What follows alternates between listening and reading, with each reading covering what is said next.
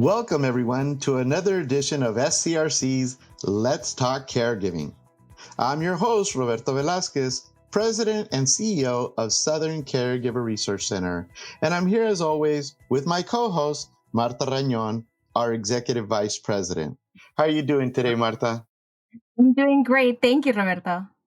Today's special guest is Jocelyn Protopappas. Jocelyn is the manager of special projects at SDSU Center for Excellence in Aging and Longevity. And I know the acronym is SEAL. Jocelyn has a dual master's in public health and social work from San Diego State University, my alma mater, with an emphasis on community development and health management. And I know, Jocelyn, you have a long history and career in direct patient care, research, program development, and implementation. So I'm so glad you're here today joining us on this podcast. Thank you both for the warm welcome. I'm very excited to be here as well. Jocelyn, I am really intrigued by the work that you've been doing, and I wanted if you can tell our audience a little bit of what you are doing at the moment. Absolutely. So I work at SDSU CEAL, as Roberto said. At CEAL, our mission is to bridge our world of academia at SDSU with our government and community and in San Diego to help address the emerging challenges and trends in the field of aging. To say it a little bit less wordy, what we're really looking at is how we can redefine aging. So we have a variety of different projects that we're doing at CEAL, and one I really wanted to highlight today because I think that it can have a lot of benefits for the caregiver community is our community call hub. I'm really intrigued with what you said, Jocelyn, with the concept of redefining aging. As we talk to our caregivers, and of course a lot of them are caring for their older parents and relatives, there is this idea that it's kind of towards the end of someone's trajectory in life, and there's not a lot that is engaging for seniors in the community. But I'm really glad that you're talking about this, because there is a movement, especially here in California, to really address what aging means in our community. Walkable communities, really engaging different generations, activities for everyone. I mean, a lot of our clients are in that sandwich generation, balancing caring for an older adult, but also their younger children or themselves being, in that middle bracket. So I'm really interested to know more about this concept of redefining aging and the programs that you have for the community. Can you expand a little bit more on that? Absolutely. When I say redefining aging, I think that when people think about aging, they tend to put older adults sort of into two categories. The first category when people think about older adults is what you kind of mentioned earlier, is that like frailty, ill, this person needs assistance with everything. And then alternatively, people's other perspective of aging sometimes tends to be this really sweet, grandparently perspective. Where your grandma's baking you cookies, she's so kind, she gives you 4 head kisses, all those great things that grandmas do. And the real challenge is when you work with older adults and when you're in this community and when you're caregiving for somebody, if you define older adults into these two categories, you're missing the dynamic nature of aging, and you're not allowing people to age and be independent in the way that they want to. So yeah, that's what I mean by redefining aging. It is really challenging when we put people into categories and box them up there, because it impacts how we treat them and how the systems treat them.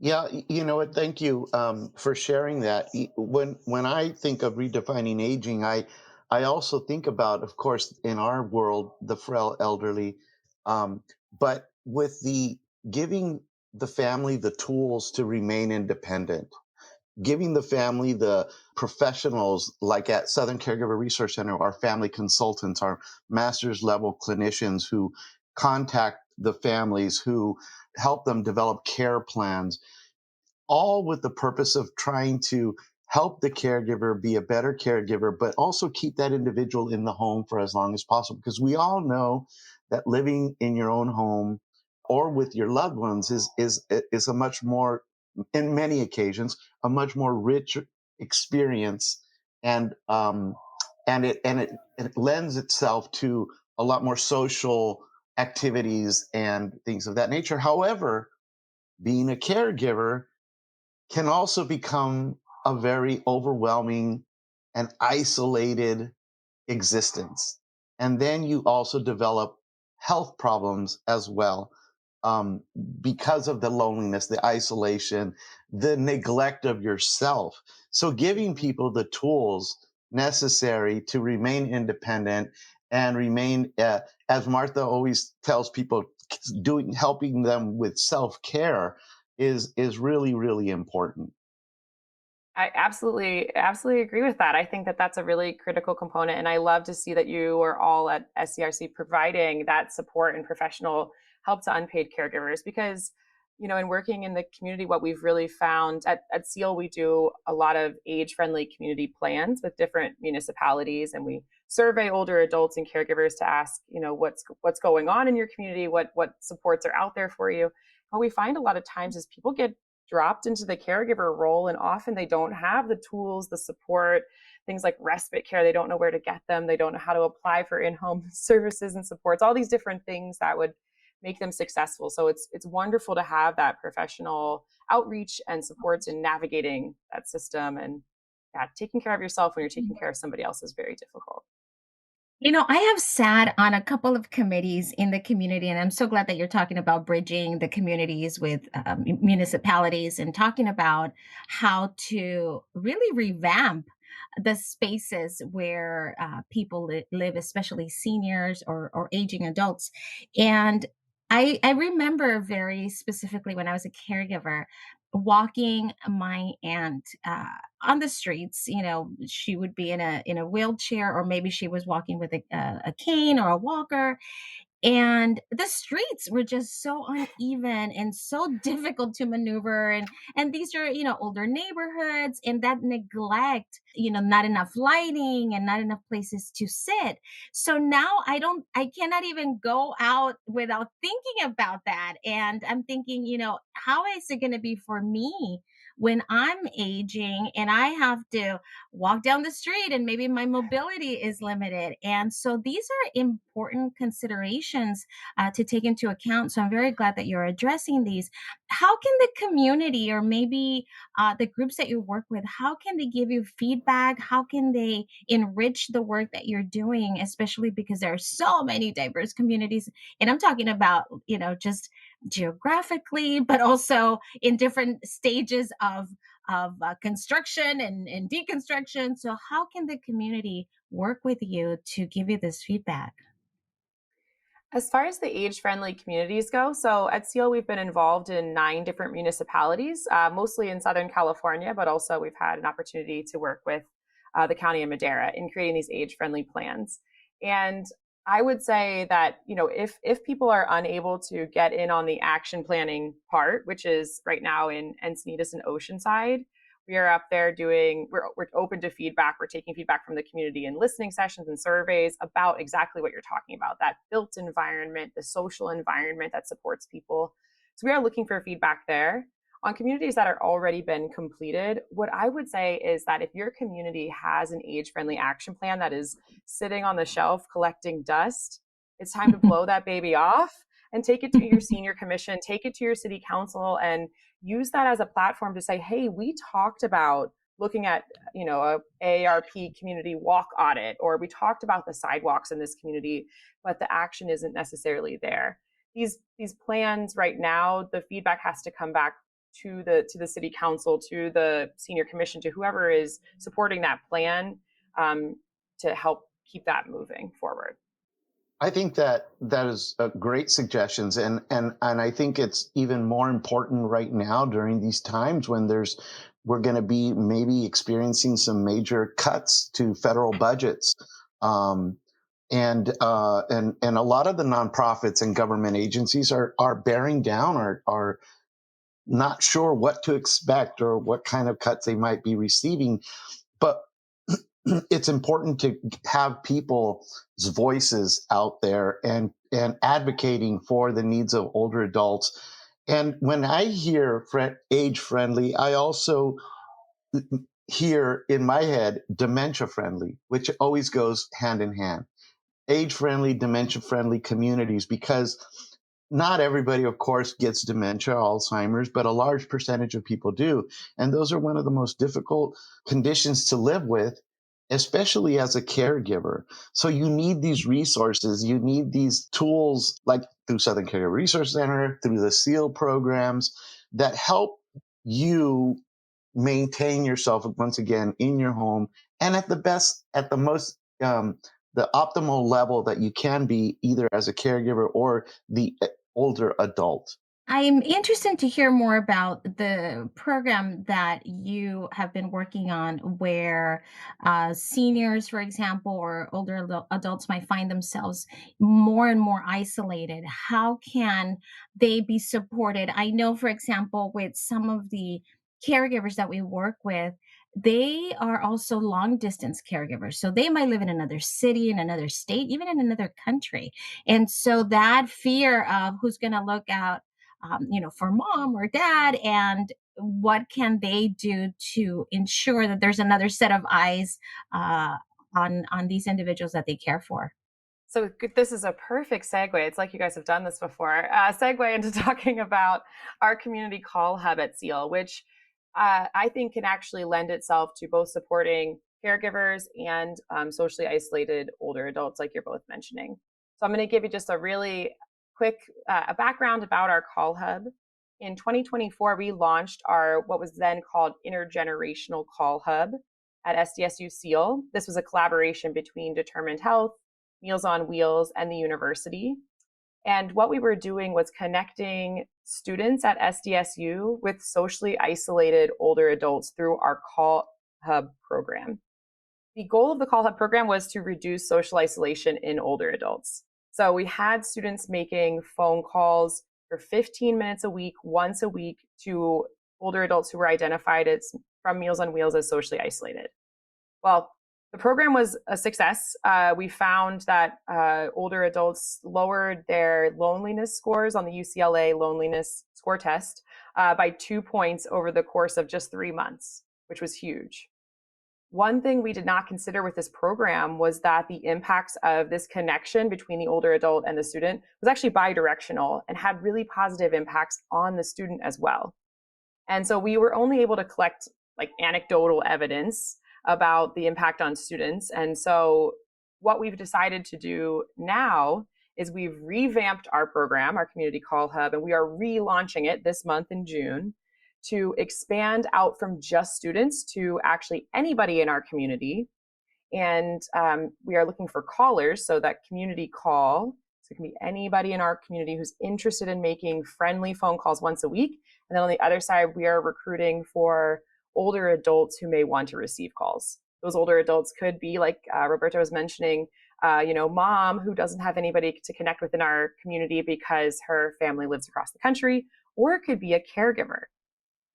Now, before I get totally off the tracks here, I'll just say that, I think why this can be really beneficial is that we know that it is very difficult sometimes when you have transportation or financial or mobility issues in getting out of your home to make social connections.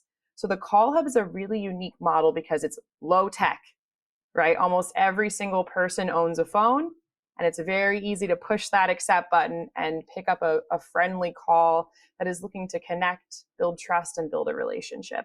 So I think that this program can be really helpful for those older adults who are socially isolated.